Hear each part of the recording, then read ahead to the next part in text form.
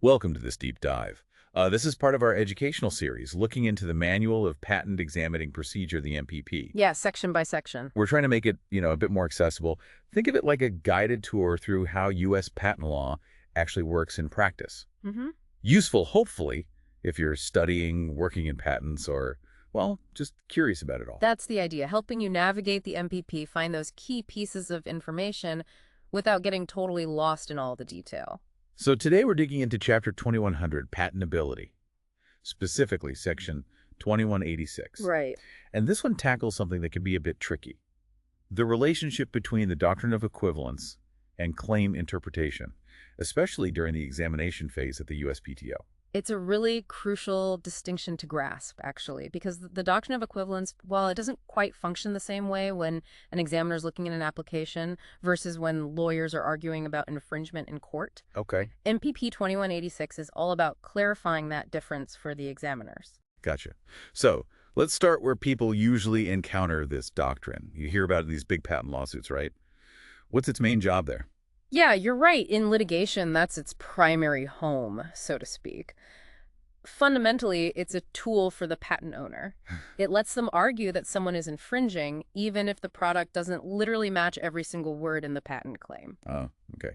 The close but no cigar scenario for infringers. Exactly. It's designed to stop people from making tiny, insignificant changes just to avoid technically, literally infringing. So how does that actually work in a courtroom? How do they decide if something is equivalent? Well, the standard test, often called the function-way result test, really got cemented by the Supreme Court in the Warner-Jenkinson case. Function, way, result. Yeah.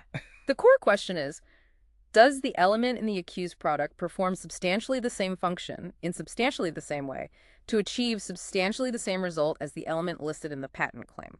And you have to look at that for each element. Element by element. Okay. So in court, it can sort of stretch the boundaries of the claim language a bit to catch those near misses. Right. It expands the scope beyond the literal words, potentially. Well, MPEP 2186 tells examiners it's different during examination. Precisely. And this is the absolute key takeaway from 2186. While the doctrine is broad-ish in litigation, its use during examination, specifically when interpreting claims under 35 U.S.C. 112F, well, it's much narrower. 112, that used to be paragraph 6, right? The means plus function or step plus function part? That's the one, where you claim, say, a means for doing X instead of describing the specific structure. Okay. And this is where the word equivalence takes on a whole different flavor during examination. Oh, so.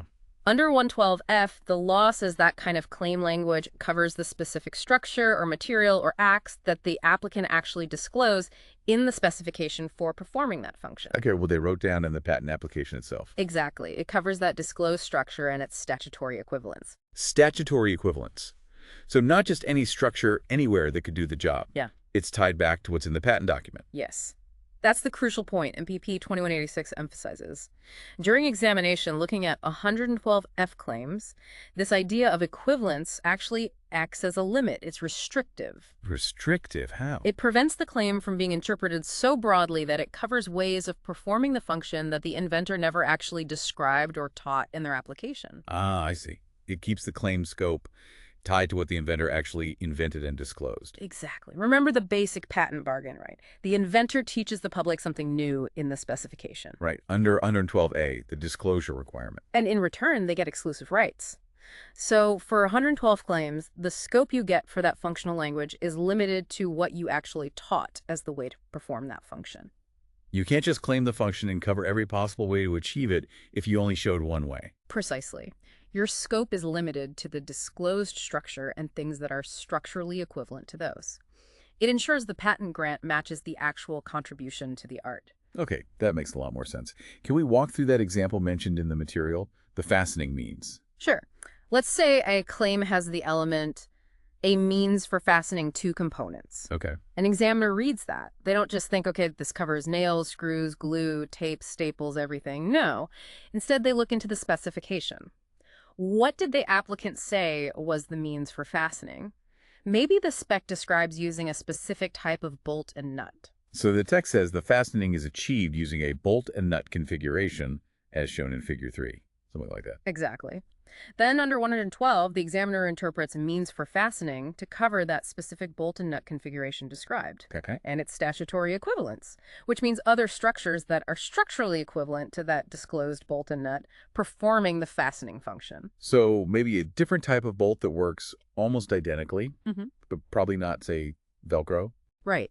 It wouldn't cover Velcro or glue or welding unless the applicant also described those in the specification as ways to perform the fastening function.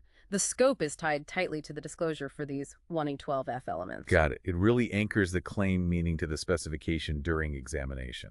That's the goal, to make sure the scope being examined is fair and properly supported by what the inventor actually taught. So what about those court cases then, like Warner-Jenkinson, the ones that define the doctrine of equivalence for infringement lawsuits? Do examiners ignore those completely? Well, MPP 2186 actually gives a specific warning about that. It says that while court decisions on the general doctrine of equivalence, the litigation one might provide some, background context.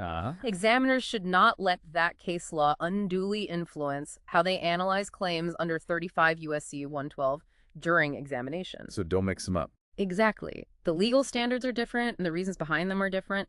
What counts as an equivalent for infringement purposes in court is not the same analysis as what counts as a statutory equivalent under 112 during examination, which is tied to the disclosed structure. Okay, so two distinct concepts using similar words. Equivalent means one thing in a courtroom infringement fight, and something much more specific and limited when an examiner is interpreting a 112 claim based on the disclosure. That's the nub of it. Keeping that distinction clear is really vital for understanding this part of the MPP and the examination process. So just to kind of recap, the doctrine of equivalence you hear about in court, that's generally an expansive idea trying to catch infringers who make small changes. Right. But under MPP 2186, when an examiner is dealing with a means plus function claim under 112, that concept of equivalency is way tighter. It's restricted, defined by the actual structure shown in the patent application and its direct statutory equivalence. Which definitely leads to a thought, doesn't it, for you listening? How does knowing this difference, this distinction between litigation equivalence and 112 examination equivalence, maybe change how you approach writing claims, especially if you're thinking about using that means plus function language, something to mull over? And before we finish, a special thank you really needs to go to Mike Shepard, the creative director who organized this entire educational audio series. Yes, absolutely. And please, everyone, remember, this deep dive summary, it was put together using AI tools. It's meant for general educational and informational purposes only. That's right. It is definitely not legal advice, and it's no substitute for proper formal instruction. For the definitive guidance, you should always go to the official MPP itself, consult a qualified instructor, or speak with a registered patent practitioner.